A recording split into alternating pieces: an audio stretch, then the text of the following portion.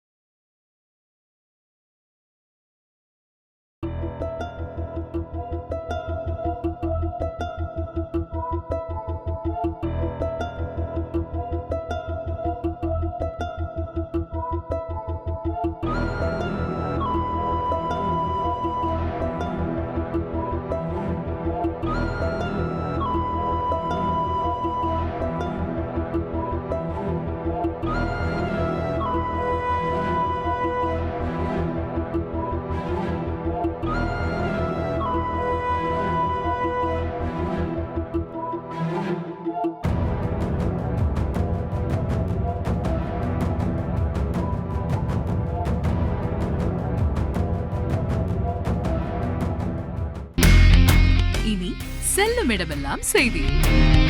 தந்தி டிவியின் வாட்ஸ்அப் சேனலை ஃபாலோ பண்ணினா செல்ல இருக்கும் இடமெல்லாம் செய்தி. இதோ QR கோட் இப்பவே ஸ்கேன் பண்ணுங்க, ஃபாலோ பண்ணுங்க.